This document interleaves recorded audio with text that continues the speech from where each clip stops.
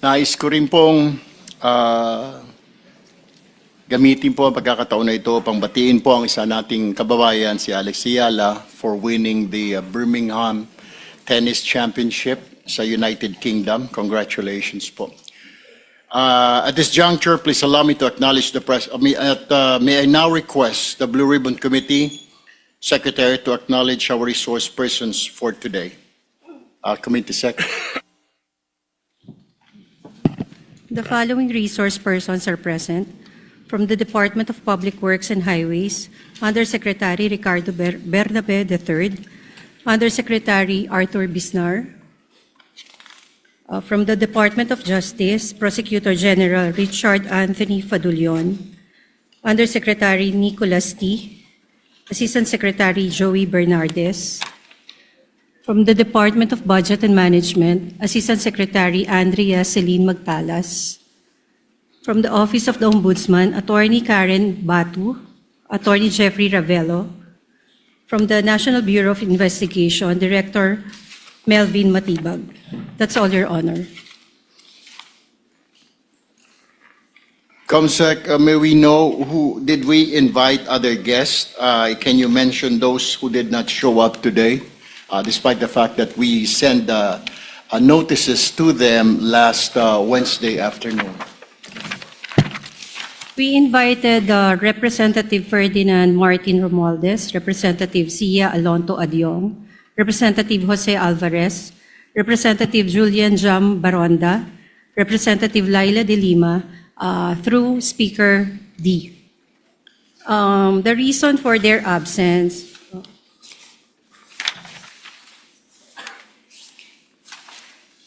Attorney Cheloy Velicaria Garafil said that the House of They sent a letter respectfully declining the invitation on the grounds of parliamentary courtesy. Okay, what about the 18 bodyguards, Comsec? Did we invite them? We have not. Yes, we invited them, but we have not received any reply. What about Attorney Baligot?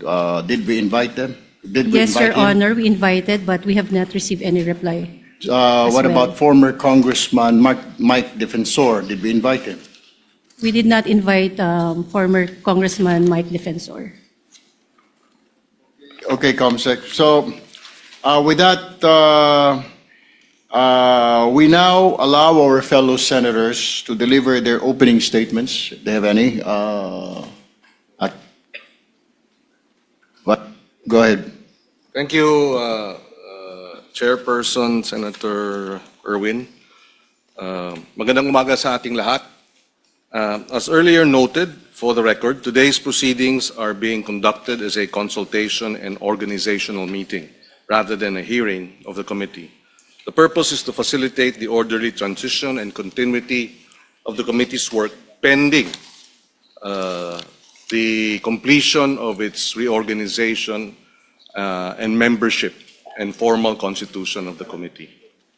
As we proceed with the formal and official public consultation meeting of this committee, allow us to place on record the following and reiterate the following. The June 3 session, convened by 12 senators, was in compliance with the Constitution, the rules of the Senate, and jurisprudence. And 12 being a quorum, all acts pertaining to the official business of the Senate in plenary on June 3 are deemed lawful, consistent with the Constitution, including the motion to declare all elected positions vacant, which includes the position of Senate President, number one. Number two, the election of Senator Win Gatchalian as Senate President pro tem to address the vacancy in the position of Senate President is also lawful and consistent with the Constitution. And number three, the election of Senator Erwin Tulfo as chairperson of the Blue Ribbon Committee is likewise lawful and consistent with our rules. In addition, the official acts of the Senate in plenary last June 3 has been recognized as lawful and consistent with the Constitution by the Office of the President, the House of Representatives, several retired Supreme Court justices, deans, and eminent professors of law of various law schools nationwide, 5 former Senate presidents, and no less than the Integrated Bar of the Philippines, the largest organization of lawyers in the country.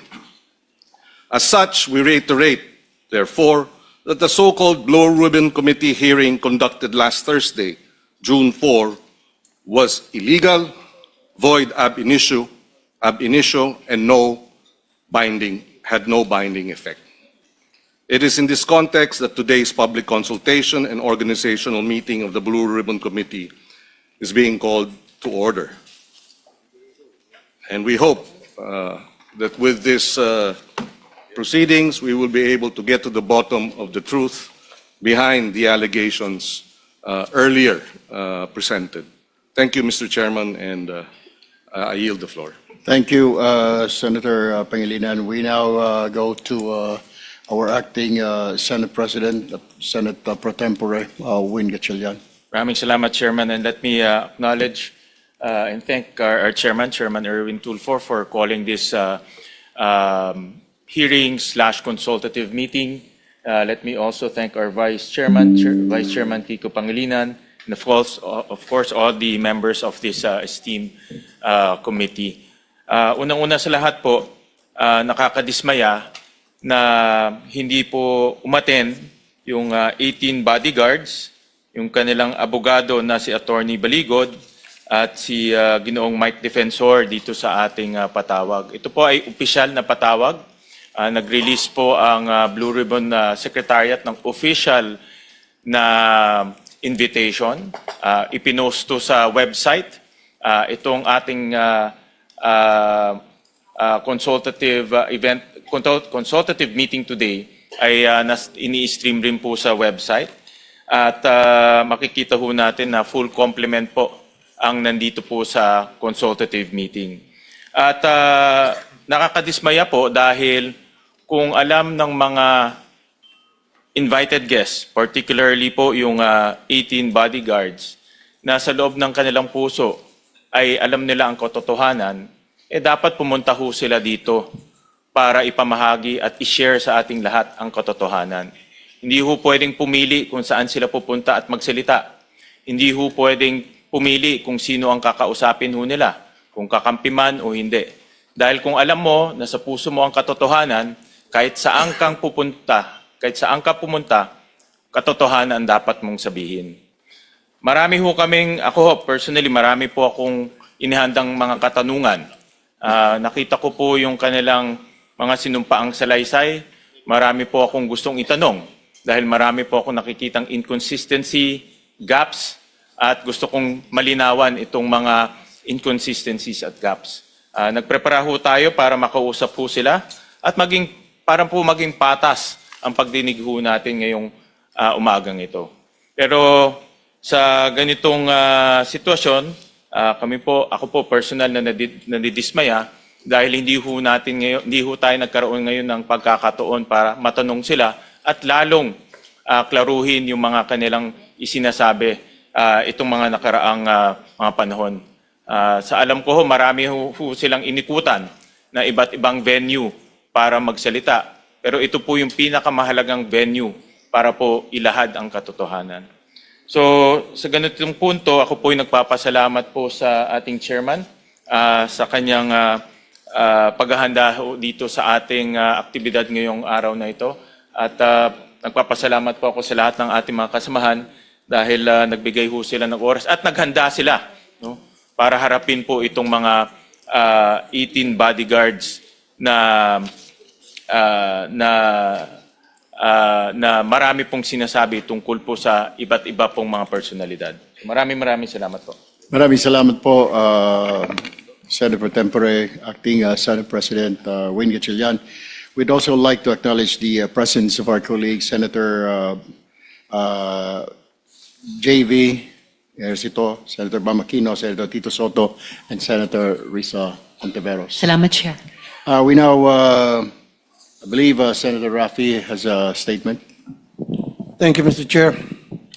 Mr. Chair, it took all my energy to not to gate crush the live selling that happened here last June 4. The way it happened, the way it was handled, the statements being made. Gusto ko lang talagang pumunta dito, hindi naman po ako invited doon sa conference nila na yon. I waited for today's hearing to confront the resourceful persons they presented. Let me call on them 18 kargador. Kasi nga po, nagkakarga sila ng mga mali-maletang pera, sabi nga nila. Yun po talagang trabaho nila, taga-bitbit, taga-karga ng maleta. Una, sino ba itong 18 kargador ng mga maleta? Saan ba sila galing? We cannot simply bring in people sa Blue Ribbon Committee na nag-aakusa na mabibigat na paratang nang hindi man lang nalalaman kung karapat-dapat ba sila paniwalaan. Kasi simulang-simula pa lamang po na tinawag silang 18 Marines, may paglilinlang na agad. Yung bansag na 18 Marines sa isang paraan upang pabanguhin sila sa publiko. Matik po kasi yan. Pag sinabing Marines, iba po ang respeto ng mga tao. Pero hindi naman po silang lahat ay dating Marines. At mahigit kalahati sa kanila ay discharged without honors or dishonorably discharged from service for various offenses. Ibig sabihin, palpak sila. Tulad ng pagiging AWOL o absent without leave. Why is this information very important? Because for people to believe their allegations, it must come from a credible and reliable source. And so, the people using them portray them as heroes. God damn. Sabi nga ng isa sa mga senador na dumalo nung araw na yon, bayani daw po sila. Pero nakakaya naman po sila sa iba nating mga bayani. Na itong 18 kargador na ilang taon nagtrabaho kay Saldico, may 7 years at 9 years at nagbitbit daw, sabi nila, ng sangkatutak ng maleta ng pera. At bigla na lang tinubuan ng konsensya at ngayon ay naninira ng buhay ng mga inosenteng tao, ay tatawagin nating bayani. Pasensya na. Hindi ako papayag na matabi ang mga sinungaling nito kila Jose Rizal, Andres Bonifacio at mga dakila nating OFWs. At dito papasok ang Pangulo kong punto. Hindi lang po ang kredibilidad ng 18 kargador ang kaduda-duda. Ang mismong testimonya nila ay nakakapagtaka. Lumabas na po ang ilan sa mga ito sa balita, pero pasadaan lang po natin. Let me show some video clips of the hearing. Video 1. Si Father Flavi ay hinatiran ko ng pera doon sa Mindanao Ab. Isang sobre yun, sir. Anong lugar po yon? Sa Mindanao Ab, sa mismong simbahan niya, sir. Sa may gilid ng kalsada. Bakit po kayo nagdala ng pera doon sa pare? Kasi, sir, hindi ko ano, sir, kung pang ano nila yun, sir, eh. Basta nagdala na kami ng pera, sir. Tapos doon sa 33... Maleta din ba dinala mo? Isang sobre, sir. Tapos doon, sir, sa 33 Clemente. Baka naman sulat lang pinadala Hindi, sa sir. Pera, sir. Kita ko mismo, sir, eh. Tapos sa 33 Clemente, sir, isang maleta. Kanino? Kay Father Flavi, binuhat ko papunta sa sakyan niya. Tapos yung suot niya, sir, itim na pangpare. Sagot naman ni Diocese of Cubao Bishop Elias Ayuban Jr., there is no church entrusted to the Society of the Divine Word on Mindanao Avenue or anywhere in its vicinity. Pangalawa, iPhone time travel. 2024 pa lang, wala pang iPhone 16e noong 2024. Mutok yung flood control po, 2024. Nakapagsalita na po dito si Master Sergeant Orly Gotisa. Ngayon, maraming nagliligaw sa amin. Ano po? Nililigawan po kami na hindi na po kami magsalita. Yung lahat ng cellphone po namin, ibibigay po sa kanila. Sa anong dahilan? Papalitan po ng mga bago po, iPhone po. Ano bang klase yung mga cellphone nyo? Nokia? iPhone 16. So papalitan nila ng mas maganda. Yes, Your Honor. Alam ninyo yung dahilan kung ba't nila gagawin yon? Kasi nandun yung mga picture namin, Your Anong klase ng cellphone para ma-record? iPhone 16e, 128 GB. Nang i-check ng News 5 sa mismong website ng Apple, lumalabas na February 21, 2025 ang pre-order na naturang model na sinasabi ng Bagman sa hearing. Pangatlo, pinili na impormasyon. Ano ang nangyari sa pagpapalabas ng katotohanan? Kung pinipili lang nila kung sino ang ilalabas. Malinaw ang detalye nila sa una nilang affidavit tungkol sa mga maletang dinala sa ilan naming kasamaan dito na may address pa. Pero bakit parang mirakulo na naglaho ang naratibo tungkol dito? Sa original affidavit nung mga dating sundalo, nandun din si Senator Loren daw at saka yung magkapatid na Villars. Ngayon ko lang nakita yung affidavit. I have not read, etc.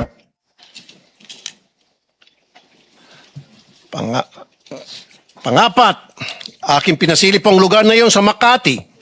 Video 4, money changing. Nag-advise po si boss, magpapalit kami ng piso to dollar na 2 maleta doon sa Makati po. Sa, Bibili kayo ng US dollar. Yes, Your Honor. Dinala po namin ito sa Per Bank Makati, Salcedo Village po. Dalawang maleta worth of 50 to 60 M po ang laman. Aking pong pinasilip ang lugar na yun sa Makati at walang record ng money changer sa Pearl Bank Building. Dapat po makumpirma ito. At syempre, nandyan din po ang mga kadudadudang testimonya nila laban kay Senator Soto na pinabulaanan niya na dahil nga matagal ng patay ang sinasabi nilang si E.A. Mark or Executive Assistant Mark. At ang pagbawi nila ng aligasyon tungkol kay Representative Laila de Lima na noong mga panahon na yun ay hindi pa kongresista at nakakulong pa. At sabi ni Ombudsman Boying Rimulya, ang isang letrato ay delivery na nangyari nung panahon ni Speaker Lord Velasco pa. And so I come to my third point because it seems that some of the information from these 18 porters or cargador are fed. They have a hard time telling their story on their own. Kung papanoorin mo ang live selling nila nung Huwebes, hirap silang ikwento ang kanilang naratibo. The presiding officers of that conference were coaching and leading the resourceful persons. Pag medyo nagkakamali, siyempre, inaayos ng mga presiding officers ang testimonya. Minsan si Attorney Baligod na, hindi naman involved sa pagbitbit ng maleta, ay siyang tumitestigo tungkol sa nangyari. Wala naman siyang personal knowledge. Ika-4 na punto, nais ko pong humingi ng dispensa sa ating mga Senate media. Bilang broadcaster at kasapi ng media, masakit po tuwing nababansagan ng ilan sa atin na bayaran kasi nasisira po ang propesyon natin. Pero itong pagsisigawan na bayaran ng karamihan sa atin, dito sa lugar na tinawag nyo ng tahanan at buong puso nyong pinoprotektahan sa pamamagitan ng makatotohanang pagpapahayag, ay tatawagin kayong bayaran. Hindi po tama yon. This institution, time and time again, owes you its dignity because you keep the senators on their toes and make sure we stay true to the Filipino people. At kay Senator Cayetano, huwag po tayo masyadong demanding. Ano po? Ito magreklamo na wala ka sa front page. Limited po ang front page space ng mga dyaryo. Kaya pili lang po talaga ang nalalagay dyan. Pero hindi ibig sabihin hindi na sila patas. Dahil kung titingnan mo naman online, all these news outlets reported his statement. It is in their online platform. Kung saan libo-libo ang nagbabasa. The front page is reserved for the biggest and latest news. Yun bang bagong kaganapan? Yun po kasing pagkapit sa kapangyarihan at hindi pagtanggap sa pagkatalo nyo, lumang balita na po.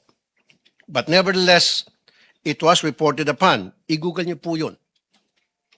And my fifth point, we have to look into the allegation na nabayaran ng 5 milyon ang 18 kargador. I'm not saying it's true. Iharap po ng NBI itong witness nila na nagsabi noon. Pero ang masasabi ko lang, ginamit lang kayo ng mga malalaking tao para sa mga personal nilang interest sa politika. Kulang yung 5 million. Kunwari, inanalayan nila kayo. Pero pagharapin nyo na itong sangkatutak na kaso na isasampa sa inyo, nitong mga siniraan ninyo, tingnan nyo, unti-unti kayong iwan yan. Ngayon pa lang, narinig mo na sila na nagugas kamay sa mga paratang nyo. Dumidistansya sila sa inyo dahan-dahan. Kaya sa ating mga kababayan, mag-ingat po tayo sa paniwalaan or papaniwalaan. Remember, the devil can cite the scripture for his purpose. No more, no less. When Jesus went into the wilderness to pray, the devil tried to tempt him 3 times. But as he was failing to tempt Jesus, and as he was getting desperate, what did the devil do? He quoted the scriptures from the book of Psalms. Huwag po tayo magpapadala sa mga mabubulaklak na mga pananalita dahil lang siya ay nagbabasa ng Biblia. Huwag po tayo basta maniniwala dahil binansagang bayani o Marines ang 18 na kargador. Buksan po natin ang ating mga mata, tenga at utak. Huwag po tayo magpapadala sa mga live selling nila. Tingnan niyo po kung sino ang nagbebenta. Kasi kung mahistoryan ng pagbubudol at di tayo maingat, tayo na pong susunod na biktima nila. And before I end, I would like to remind my colleagues here in the Senate to please be very careful in calling out some people as bayani, putting them on a pedestal dahil hindi naman talaga totoo. Because that will be a reflection of you. Tatawagin mo ang mga taong umami naman na nag-deliver ng mga kickback kung sino-sino Poncio Pilato. So therefore, matatawag siya ng sindikato. So kung tatawagin mong bayani ang isang sindikato, sindikato ka rin.